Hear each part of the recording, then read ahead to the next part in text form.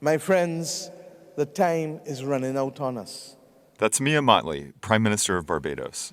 I ask us how many more and how much more must happen. Mottley was the opening speaker at COP27, the international climate negotiation that took place last year in Egypt. And I say so because there is no simplicity in it. We get it. I come from a small island state that has high ambition.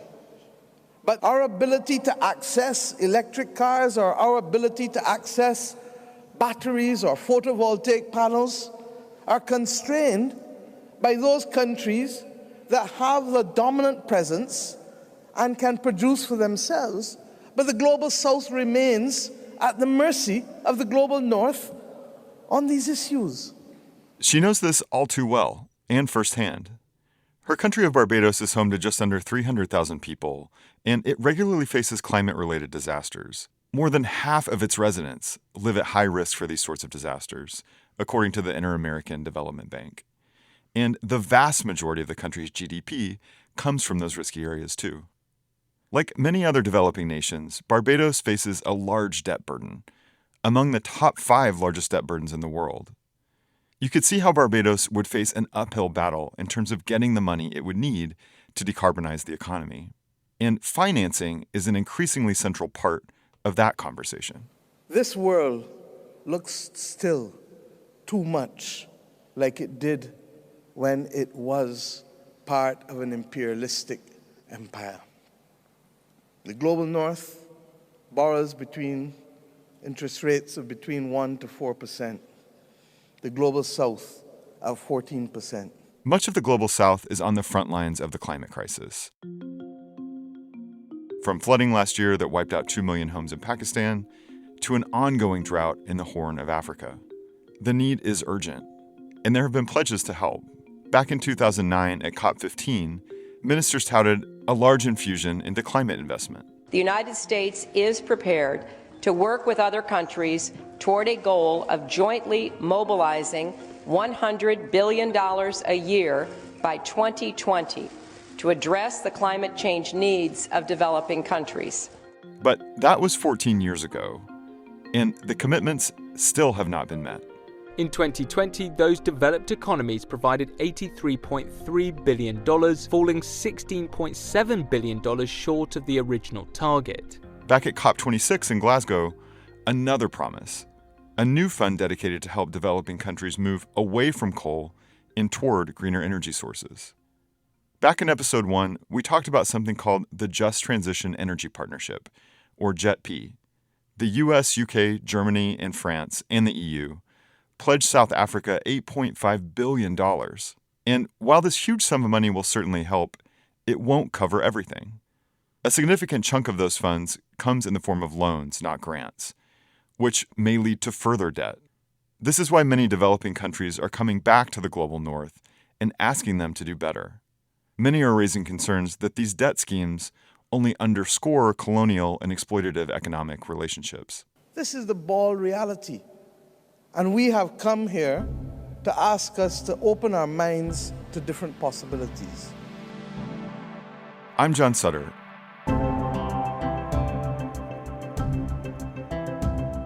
This week on Heat of the Moment, Season 3, A Just Transition, we're going to look into whether there's a way to finance the clean energy revolution.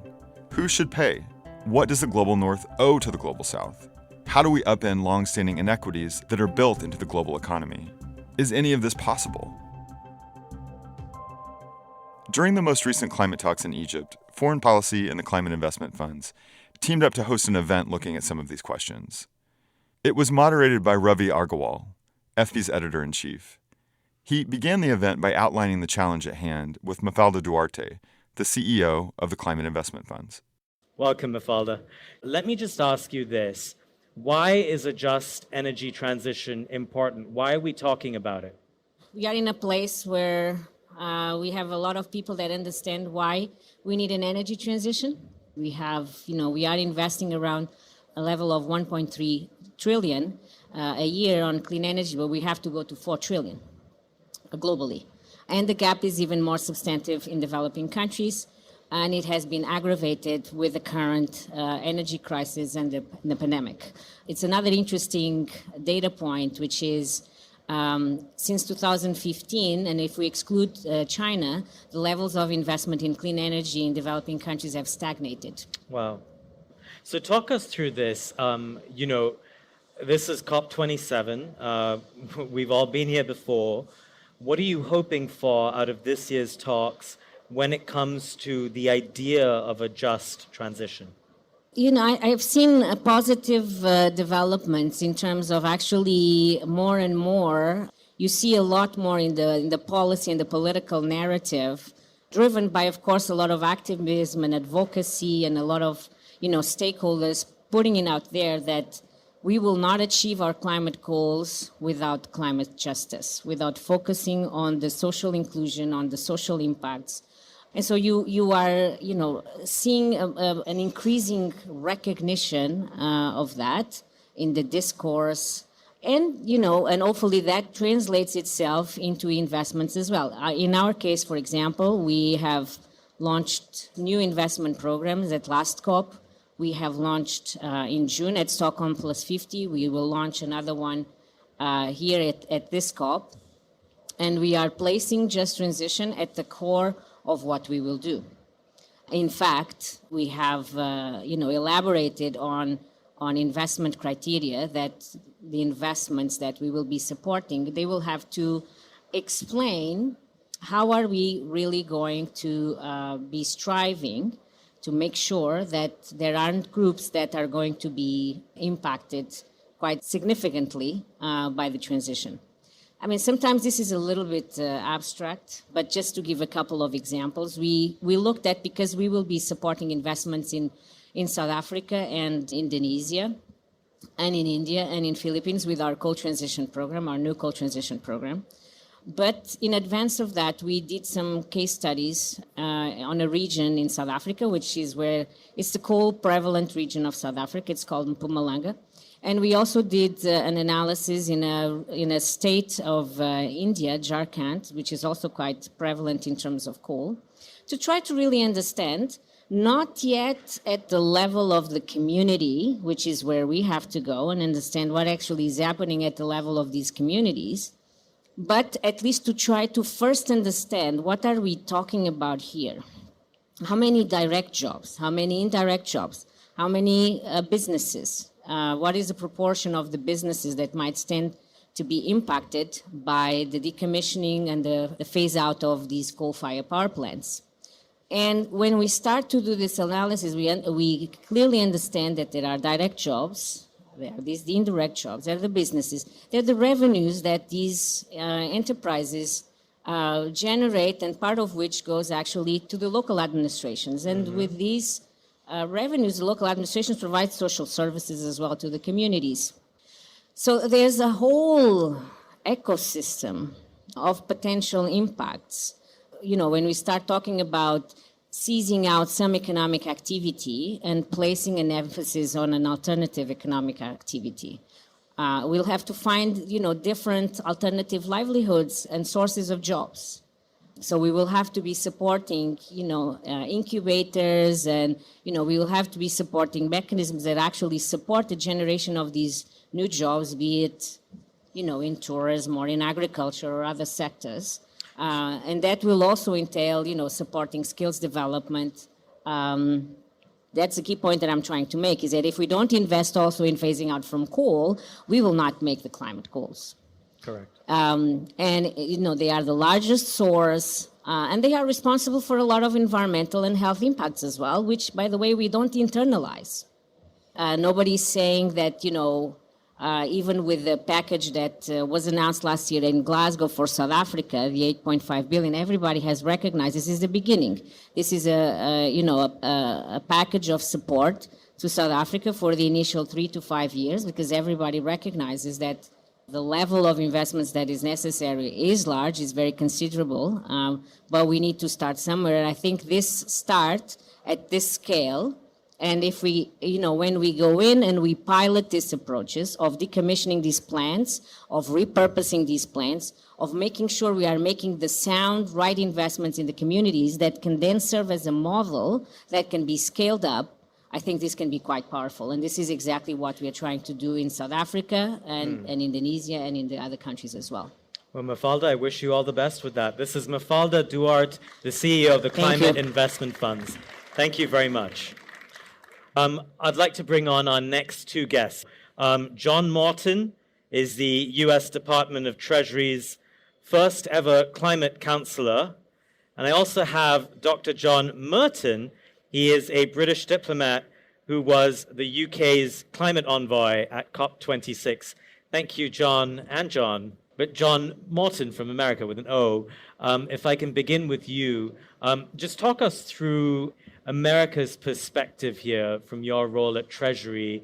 Why is a just energy transition important for you guys?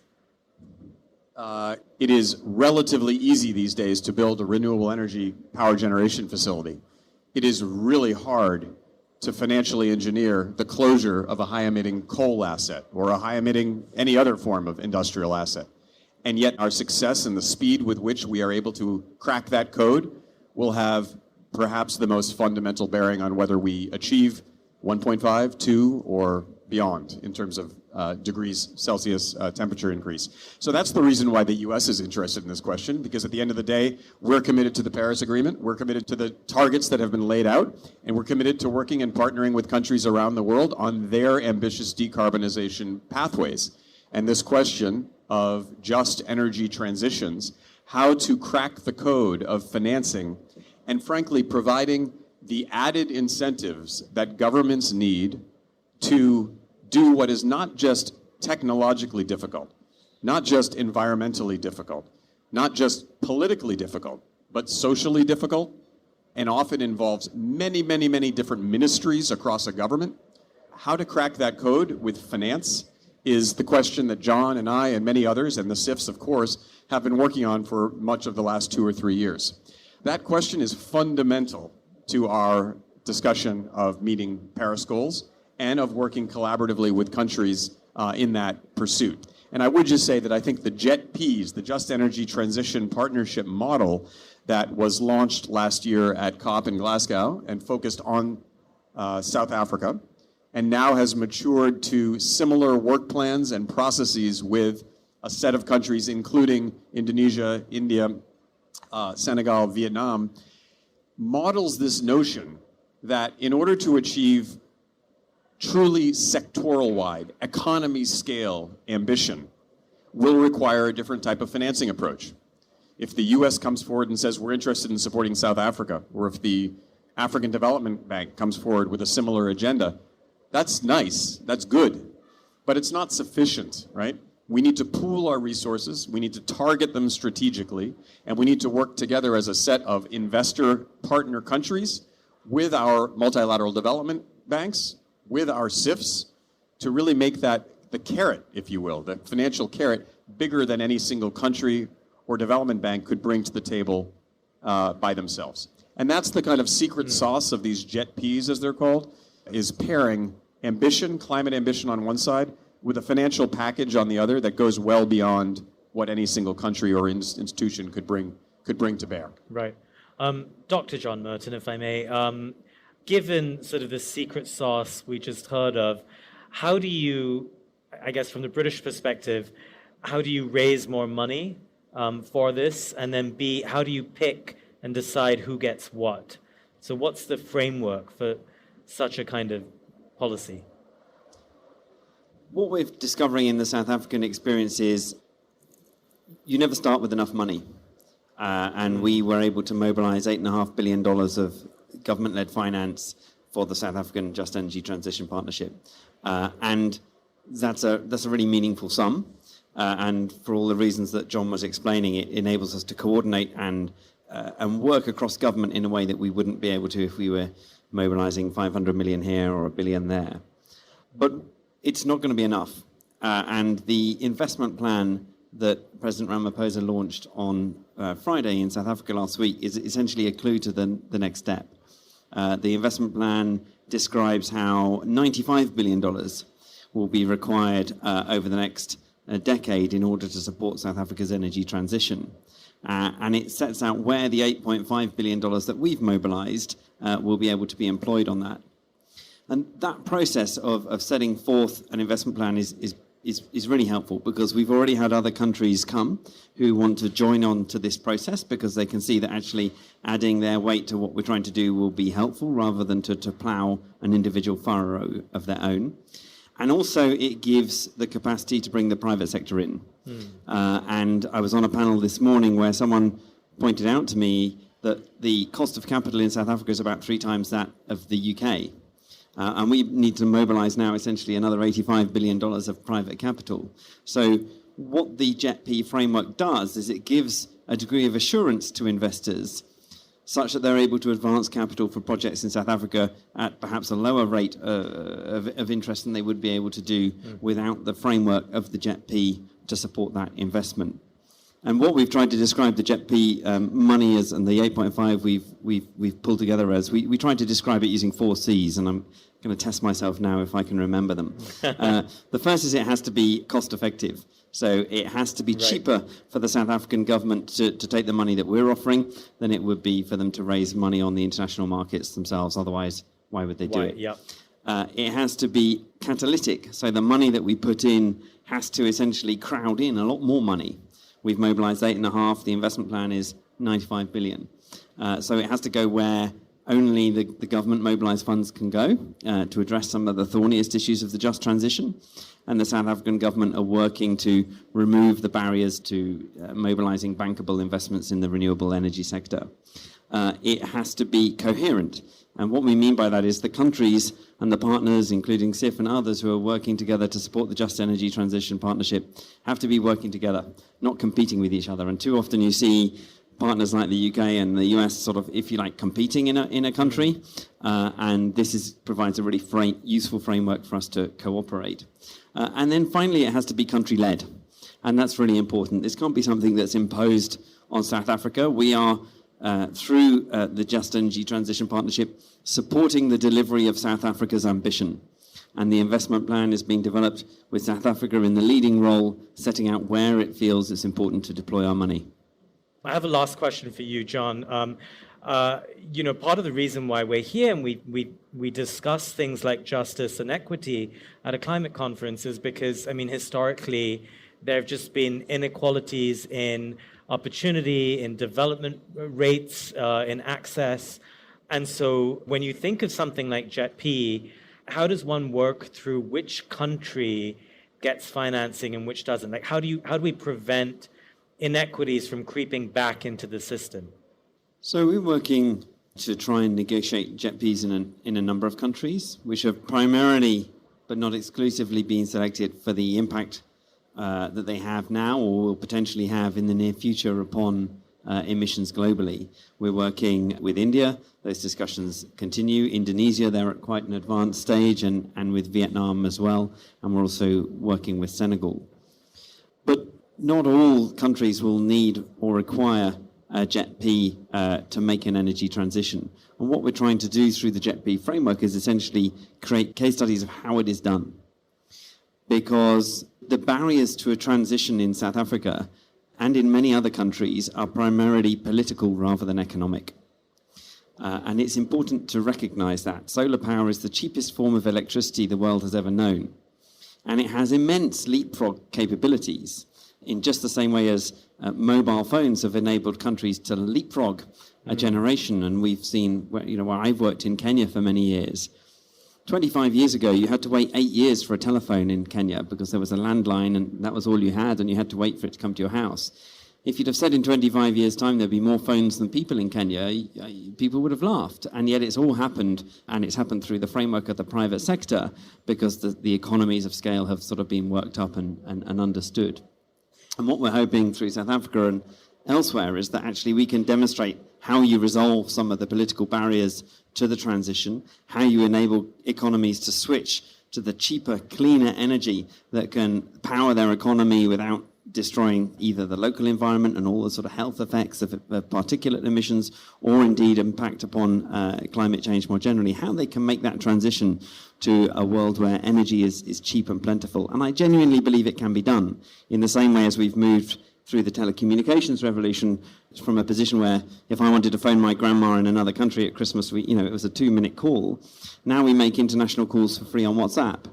And we're making that transition. If you look in Germany now with the build out of renewables, there are times in an energy supply grid where you have negative prices. Yeah. And what we're seeing happening rapidly, and Kenya's another great example now with rooftop solar. These things are building out. So it's not an exclusive set. The idea is to set out templates and create inspiration for essentially how do you solve this thorny problem of managing a transition that is economically inevitable, because of the economics of renewable energy versus thermal energy that have only been accelerated by the Russia-Ukraine war, but manage it in a way that's equitable. Well, the whole world wishes you are successful in that endeavor. John Martin, Dr. John Merton, thank you both very much for joining us today. Pleasure. I just want to thank you on behalf of Foreign Policy Magazine and also the Climate Investment Funds, our partner in producing this event, and also the podcast Heat of the Moment, which I urge you to listen wherever you get your podcasts. Thank you and enjoy your COP27. Thanks to Foreign Policy's editor-in-chief, Ravi Agarwal, for leading that discussion. Some plans are in place, some money is flowing, and that means there's some reason for hope. But what do people on the receiving end of these grants and this debt think about all of this? What I'm seeing is a real involvement and real capabilities being deployed to help and move forward. I do understand that we are in a pace where it is still not enough. Much more has to be done, but you cannot say we are not on the right track, and you cannot say that the North is not moving in the right direction. This is Rodrigo Ventura, an advisor to the National Council for Climate Change in the Dominican Republic. He also participated at our event at COP27. In addition to his cautious optimism about investments from the global North, Ventura says there is a need for better deployment of technology as well. Policy does matter. And you get your whole government to move forward on a climate agenda and to think about moving away from coal. And you get the technologies for a small island like ours aren't there yet. We have the technologies to provide energy and to have storage, but not at the cost that would allow us to continue developing our economy. We have just ramped up in the last 2 years our solar capacities in the Dominican Republic. We started around 5%, we're at 14, sometimes we get a little more. We are trying to reach 30 in this decade.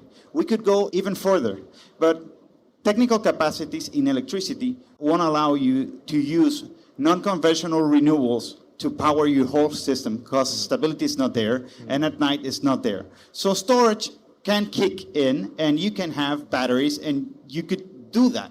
Technologically, it is possible.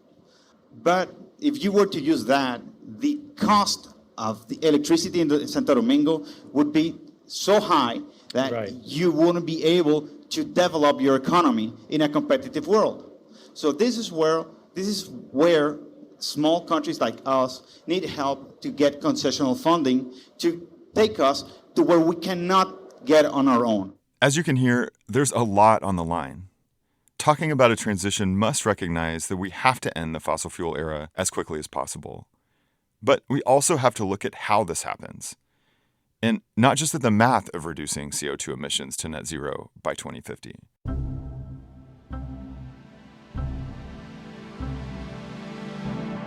Next week on Heat of the Moment. You're moving in the direction that we need to move away from fossil fuels, but you're doing it at the expense of people who have absolutely not contributed to the problem. And frankly, you're violating their human rights on the way. That's next week on Heat of the Moment. Heat of the Moment is a partnership between Foreign Policy and the Climate Investment Funds. Our production staff includes Rosie Julin, Rob Sachs, Scott Andrews, Hugh Seawright, Dan Efron, Laura Rosbrow-Tellem, Claudia Tatey, and Yurei Wu. The Climate Investment Funds is a nonpartisan champion of climate action. Political views and opinions expressed in this series do not necessarily represent those of the Climate Investment Funds, foreign policy, or their partners. Until next week, I'm John Sutter. Thanks for listening.